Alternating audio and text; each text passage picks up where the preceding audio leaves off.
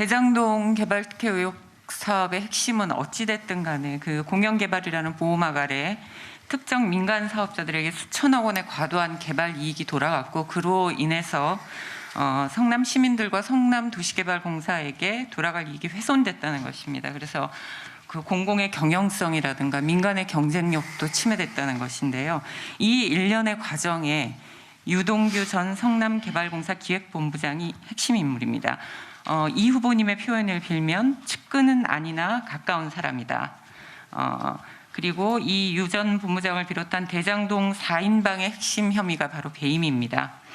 성남도시개발공사도 자체 조사를 통해서 이 민간 사업자들을 배임 공범이라고 판단을 했고요.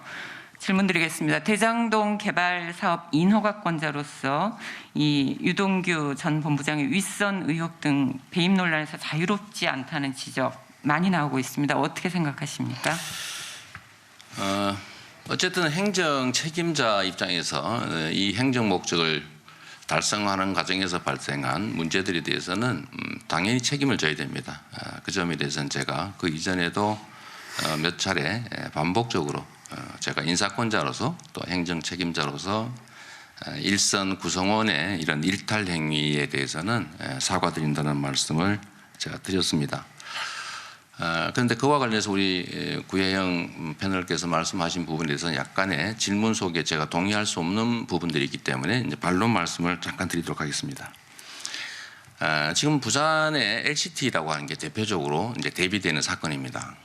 그리고 중앙정부와 당시 국민의힘 그 정치권 그리고 성남시의 다수 의석을 차지한 국민의힘 의회는 공공개발을 하지 말고 다 민간의 개발을 맡겨서 무슨 일부 환수 이런 거 절대 안 된다. 무조건 민간에 100% 이익을 귀속하게 하라라는 게 요구였습니다.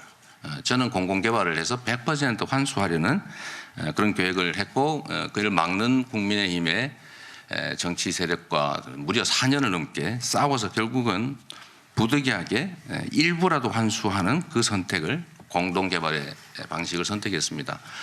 만약에 공동개발을 통해서 100%를 환수하지 못하고 70%를, 당시 예상이익의 70%를 환수했는데, 그게 만약에 문제라면 공공개발을 막아가지고 민간개발을 강요하고 또 민간개발이 100%의 개발 이익을 차지하는 방식은, 이거는 배임죄가 아니면 그럼 반역죄냐라는 의문을 하나 말씀드리고 싶습니다.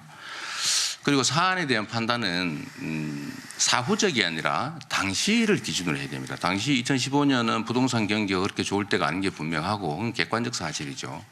그 후에도 계속 미분양이 늘어나는 상황에서 당시의 전문적 조사 결과 성남시의 1차 현물 배당으로 2,500억 원에 해당되는 1공단, 본시가지의 1공단 조성비를 부담하고도 3,600억 정도가 남는데, 그중에서 또 2차 현금 배당으로 저희가 1,822억을 맡기로 했기 때문에 그 당시 예상이익의 69%를 확정적으로 사전에 확보했습니다. 그 후에 예를 부동산 경기가 나빠지면 아마 투자자들은 손실을 받겠죠.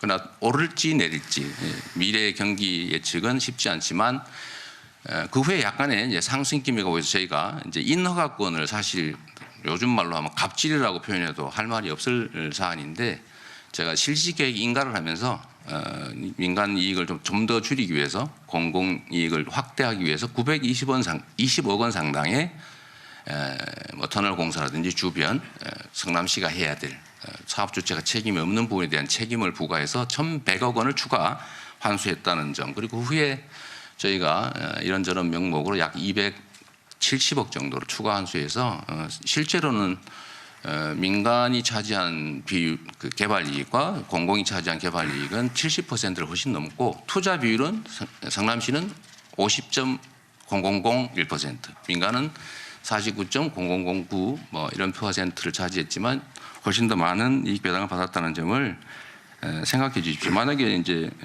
부동산 경기가 악화됐으면 반대의 논리로 왜 그렇게 많이 민간을 손실을 끼쳤냐라고 비난했을 가능성이 있다는 점 말씀드리고요. 유동규와 관련된 말씀, 가까운 사람 말씀하시는데, 제가 말씀드린 것처럼 이제 가까운 사람 맞습니다. 다만 여러분께서 한번 고려해 주실 점은, 이 개발 사업은 유동규 혼자 하는 게 아니고 성남시 도시개발사업단이라고 하는 공조직, 그다음에 도시공사라고 하는 거대 조직이 합동으로 하는 사업이고 이 중에 한 중간 간부였었다라는 점을 말씀드리고요. 그리고 만약에 그 사람이 정말로 핵심적인 중요 인물이었다면 제가 사장을 시켰겠죠. 아시는 것처럼 민간 전문가 사장을 저희가 뽑았고 이 개발 사업 때문에 이제 그분이 조금 뭐 이런저런 이유로 사퇴한 후에는 이 사람은 유동규 씨를 시킨 게 아니고 추가로 또 행정 전문가를 선출해서 사장을 시켰고 그 사이 그 기간 동안 대행을 했다는 것을 좀 이해해 주시면 좋겠습니다. 그 평소 주권자가 위임한 공적 권한을 사익을 위해 악용하는 것은 중범죄라고 네. 하시면서 공직자의 가장 큰 덕목으로 청렴과 공정을 강조했습니다. 그런데 그 유동규 씨 같은 경우는 그 후보님의 그 공직관에 비춰보면 전혀 어울리지 않는 사람 같은데 네. 그 자격 시비 미달 논란에도 불구하고 어떻게 그 성남개발공사 기획본부장이라든가 경기관광공사 사장도 잇따라 요직을 맡게 된 건지 네. 설명이 필요해 보입니다. 저는 말씀하신 것처럼 위임한 권한을 대신 행사하는 정치인 행정가의 최고 덕목은 위임받은 권한 그 자체를 정말로 위임한 주권의 주체의 이익에 부합하게 전적으로 행사하는 게 맞다고 생각합니다. 그게 저는 제1 덕목이라고 보고 그 점을 지키기 위해서 공직 생활 10년 이상 또 그 이전에 시민사회 운동을 통해서도 나름은 지켜왔다고 생각합니다. 2014년을 두고 이제 이런 얘기들을 많이 하는데 2014년은 사실 제가 소위 박근혜 이명박 정부에 맞서서 소송까지 하고 심지어 그 다음에는 제가 광화문에서 오죽하면 단식 농성까지 할 정도로 심각한 충돌이 있던 시기고 그리고 당시에 제가 계산을 해보니까 근무일 기준으로 4일 중에 3일을 수사, 압수수색, 조사, 감사를 받고 있었습니다. 그래서 나름 저는 생존하는 유일한 방법이 투명하고 공정한 권한 행사에 있다고 봤고 그걸 수없이 우리 주민 공직자들과 산하기관 직원들에게 강조했죠. 화장실에 부패 즉사, 청렴 영생, 부패 지옥, 청렴 천국 뭐 이런 것까지 붙여놓고 특수부가 어떻게 수사를 하는지 그 과정도 제가 일부러 써서 붙여놓기도 할 정도로 강조했는데 안타깝게도 완벽하지를 못해서 어쨌든 이런 부정부패에 오염된 우리 이제 휘하 이제 임직원들이 있었다는 점에 대해서는 저의 부족함과 또 그 아쉬움에 대해서 사과드립니다. 안 어울리는 게 맞죠. 실제로 저는 공직자들 영역에서는 거의 이런 문제가 지금까지도 발견되지 않고 있는데 제가 재임한 이래로 근데 뭐 산하기관 중에서도 지금 이 문제가 발생했는데 저는 사실 매우 놀랐고 매우 실망스럽고 또 저의 이제 사람을 골라 쓰는 점에 대해서 부족함이 있다는 그런 아쉬움을 지금도 가지고 있습니다. 다시 사과드리고요. 앞으로는 이걸 경험으로 삼아서 좀 더 엄정하게 인사를 선발하고 또 배치하고 하는 점에 대해서 정말 타산지석으로 삼도록 노력하겠습니다.